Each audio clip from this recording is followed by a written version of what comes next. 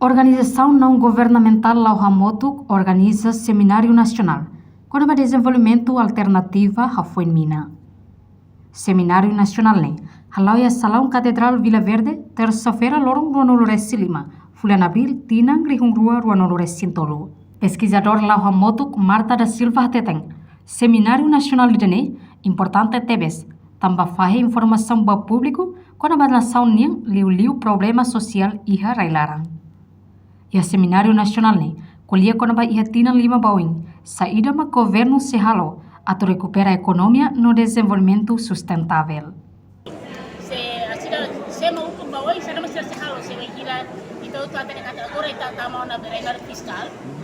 Ministro Finanças reconhece que está a fiskal yang fiskal tinang 5 bawah dan tinang 5 atau tinang sana saya mau gubernur sehalo kalau tu recupera kualitasnya ekonomi sila untuk itu desenvolvimento nebe sustentável.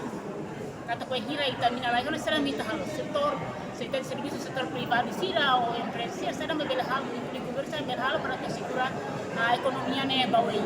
Então hani kata kene importante tebes além de nem seminário satu kamu sili participação público niliwa sa ida henta ne salam ita ida de eletoro tona molo kita to disidi tanya votus palen ne kita berhati programa ne partido politik se pahe macam sudah nami pahe mesti skenario por isa bele confirma partido politik sida lili problema asunto sa teni educação saúde asunto social selo economia ne bem também confirma molo kita disidi tanya votus tambah tadi kata programa sida ne be lalika intervenção politik lalika intervenção atau tudo semak de dia clima sema clima be kita turuna programa. Ia fatinganesan presidente Associação Empresarial Feto Timor-Leste, Hergulina Fernandes Alves Dehan, precisa investe ia pilar hat, maka hanesan ia área agricultura, turismo, pesca, inclui área aproximamento.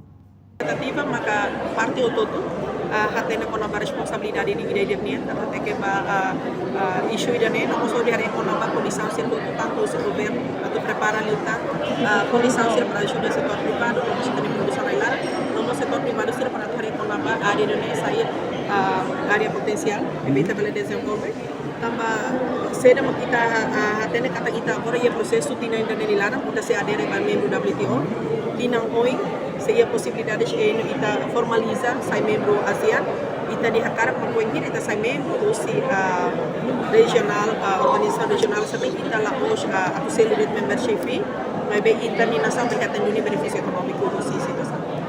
Também nia husuba parte hotu atau toma responsabilidade quando isu idane inclui condição sira lili governo precisa preparar liutan condição sira ajuda setor privado.